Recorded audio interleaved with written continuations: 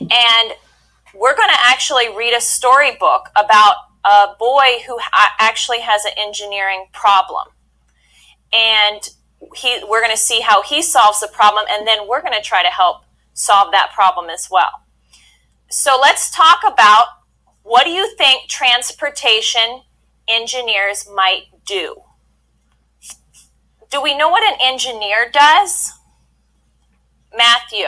An engineer is someone who makes the cars. Okay, someone who makes things? Like a mechanic. Okay.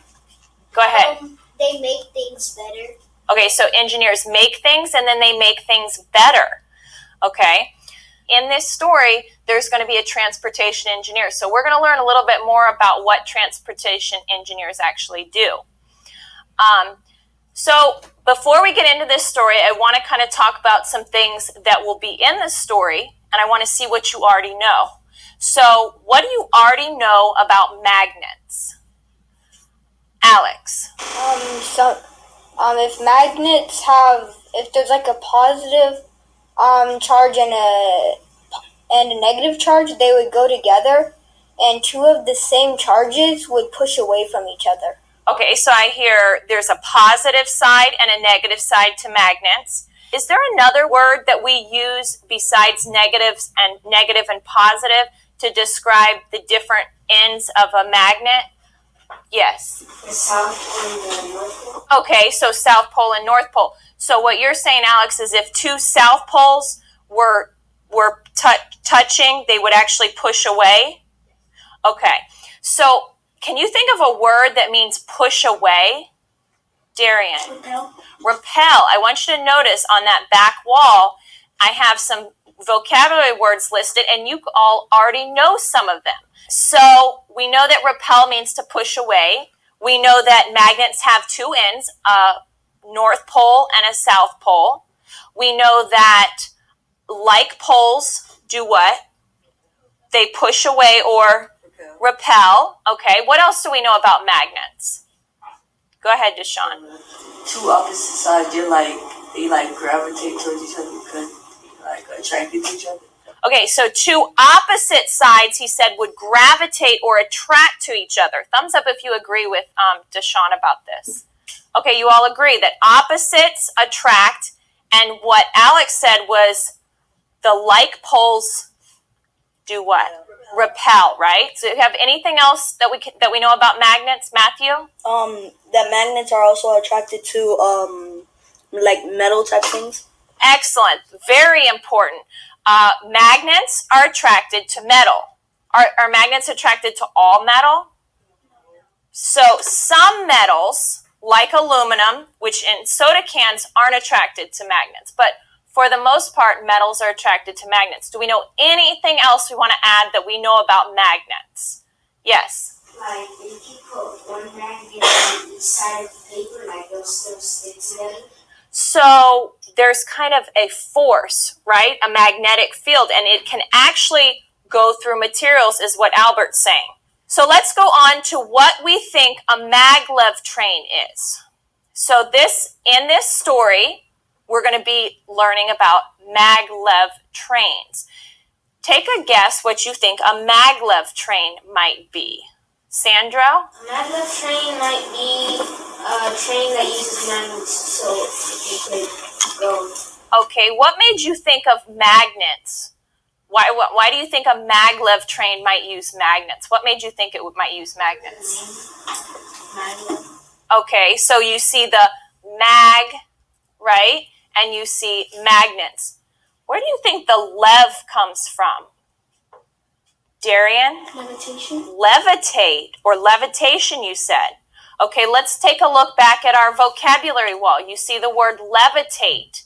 Somebody else tell me what the word levitate means. Taekwon? Like when something floats? Like floating, okay? So you're saying that this L-E-V might have come from the word levitate. So magnets, floating, train. Sounds kind of cool. Yes? I think it's when they have magnets at the bottom of the train, so they're not touching, they're kind of levitating over the track. Okay. What do you think? It could be the vehicle could have the same pole of the magnet with the ground. Okay. It's repelling. Oh, so they might repel each other. Interesting. All right. Now, this story takes place in Japan. So I want to ask you, what do you know about Japan? Alex. They'd have some trains that will actually go faster than trains we have like in America. Okay, so maybe a lot of technology. Okay. Anybody know anyone else know anything about Japan? Yes. A lot of items here come from Japan. Okay, some of the things that we have here were actually made in Japan, you're saying? Okay. All right, so in a minute, we're going to break out into groups, and we're going to be reading the book in our groups. So as we read, I just want to mention this to you. We've been talking about engineering. And there's different steps to the engineering design process. And as we read, I want you to look for those steps. So one of the steps is to ask.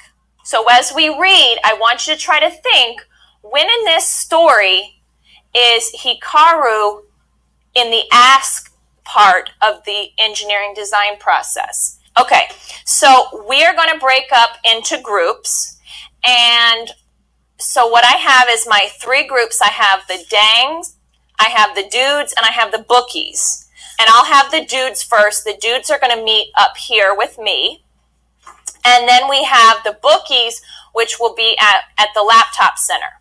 Okay, normally there aren't two teachers in a room, but you're lucky you have two teachers today, so you'll be reading the book with both myself and Miss Barnes. And then when you get to the laptop center, I have all the vocabulary words listed up there. What difference do you see between the yellow vocabulary words and the pink vocabulary words? What difference do you see between these? They're like translated into another language. Which words are in another language? The pink.